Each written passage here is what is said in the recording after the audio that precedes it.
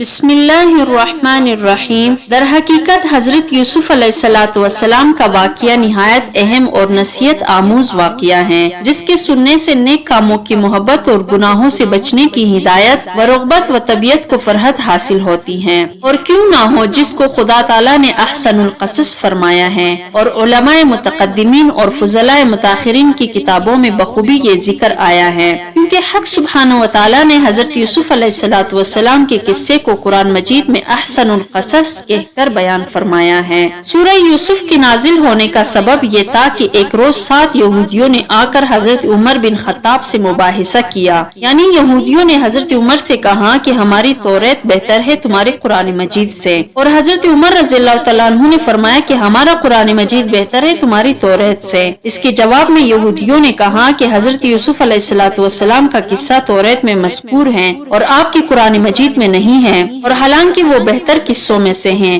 حضرت عمر رضی اللہ تعالیٰ عنہ اس بات کو سن کر بہت ہی زیادہ رنجیدہ و غمگین ہوئے، اور رسول کریم صلی اللہ علیہ وسلم کے پاس آئے، مناظرہ کا حال بیان کیا۔ رسول کریم صلی اللہ علیہ وسلم یہ سن کر اور حضرت عمر کو غمگین دیکھ کر بہت زیادہ متفکر ہوئے۔ اتنے میں حضرت جبریل امین تشریف لائے، بحکم رب العالمین پورا قصہ حضرت یوسف علیہ السلام کا بیان فرمایا، اور قصے کا شروع یہ تھا کہ جب حضرت یعقوب علیہ السلام بعد مدت کے شہر کنعان میں تشریف لائے اور پھر یہیں مقیم ہوئے، اور بی بی راحیل یعنی والدہ محترمہ حضرت یوسف علیہ السلام نے بعد تولد ہونے بنیامین کی انتقال فرمایا۔ اس وقت حضرت یوسف علیہ السلام کی عمر صرف 5 برس کی تھی، اور اپنے 11 بھائیوں میں سب سے زیادہ حسین و جمیل تھے، اور حضرت یعقوب علیہ السلام ان کو سب سے زیادہ پیار کرتے تھے، اور بنیامین اس وقت شیرخوار بچے تھے۔ ان کی خالہ لیا نے ان کی پرورش کی تھی، اور حضرت یعقوب علیہ السلام کی ایک بہن تھی۔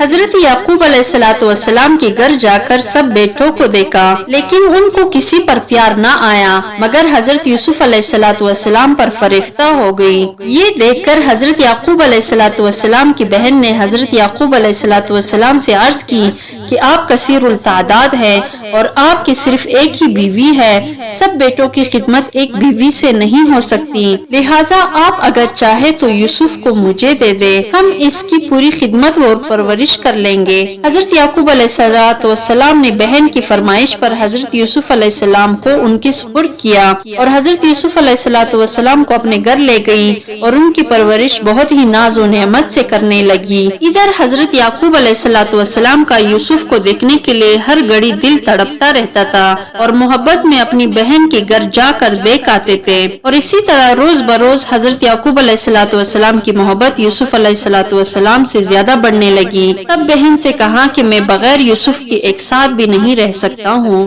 میرے پاس ہی یوسف کو بھیج دو۔ اس بات کو سن کر ان کی ہمشیرہ نے کہا کہ میں بھی بغیر یوسف کے نہیں رہ سکتی۔ اس پر حضرت یعقوب علیہ السلام نے فرمایا کہ اچھا ایسا کرو کہ یوسف ایک ہفتہ تمہارے پاس رہے اور ایک ہفتہ میرے پاس۔ انہوں نے کہا اچھا پہلا ہفتہ میرے پاس ہی رہے گا۔ حضرت یعقوب علیہ السلام نے یہ بھی منظور کر لیا، اور ایک روایت میں ہے کہ ابراہیم خلیل اللہ کا ایک کمربند تھا۔ حضرت یعقوب علیہ السلام کی بڑی بہن کو وہ کمربند اپنے دادا کی میراث سے ان کے حصے میں پہنچا تھا، اور اسی کمربند سے حضرت ابراہیم علیہ السلام نے بر وقت قربانی حضرت اسماعیل علیہ السلام کے ہاتھ پاؤں باندھے تھے۔ جب حضرت یوسف علیہ السلام اپنی پھوپھی کے گھر میں 7 دن رہے، اس کے بعد حضرت یعقوب علیہ السلام نے ان کو طلب کیا، تب ان کی بہن نے حیلہ سازی کی تاکہ یوسف علیہ السلام کو ان کے باپ نہ لے سکے۔ وہی کمربند حضرت یوسف علیہ السلام کی کمر میں چھپا کر کپڑے کی تلے باندھ دیا تھا کہ یوسف کو کسی بہانے سے چور بنا کر پھر اپنے گھر میں لے آؤں،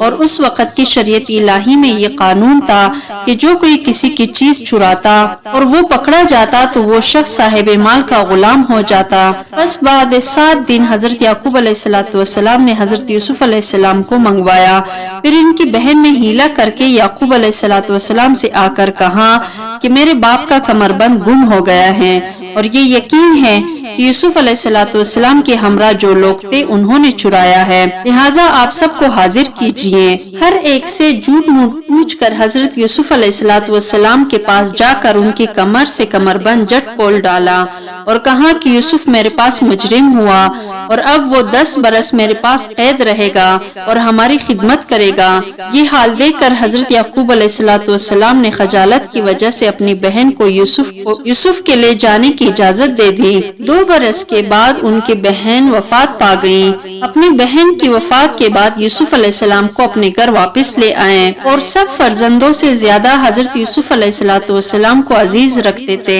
ایک دن حضرت یوسف علیہ الصلوۃ والسلام نے اپنے والد سے یہ بیان کیا کہ میں نے شب گزشتہ کو خواب میں دیکھا ہے کہ آفتاب اور مہتاب اور 11 ستاروں نے آسمان سے اتر کر مجھے سجدہ کیا۔ اس پر حضرت یعقوب علیہ الصلوۃ والسلام نے کہا، اے میرے بیٹے، مت بیان کر خواب اپنے بھائیوں سے، کیونکہ اس خواب کو سن کر وہ تیرے واسطے البتہ کچھ فریب بنائیں گے اور شیطانی لعین ان کے دل میں حسد ڈال دے گا۔ حضرت یعقوب علیہ الصلوۃ والسلام نے اس خواب کی تعبیر حضرت یوسف علیہ السلام کو بتائی، جیسا کہ فرمایا اللہ رب العزت نے اپنے کلام پاک میں، اسی طرح نوازے گا تیرا رب اور بتا دے گا تجھ کو ٹھیک اور درست بات، یعنی تعبیر خوابوں کی، اور پورا کرے گا اپنا انعام تجھ پر اور حضرت یعقوب علیہ السلام پر، جیسا کہ پورا کیا تیرے 2 بابوں پر جو تجھ سے پہلے تھے، یعنی 2 دادے ابراہیم اور اسحاق علیہ الصلوۃ والسلام پر، اور البتہ تیرا رب بہت خبر والا ہے اور حکمت والا ہے۔ جب یہ خواب کی تعبیر حضرت یوسف علیہ السلام کی بھائیوں نے سنی تو وہ بہت ہی حسد کرنے لگے۔ بھائیوں نے آپس میں صلح کی کہ بس اب یوسف کو کسی طرح سے مار ڈالو یا کسی ایسی جگہ پھینک آؤ جہاں سے وہ نہ آ سکے اور وہ کسی دوسرے ملک میں اکیلا رہتا رہے، تاکہ والد محترم کی پوری توجہ تم لوگوں پر رہے۔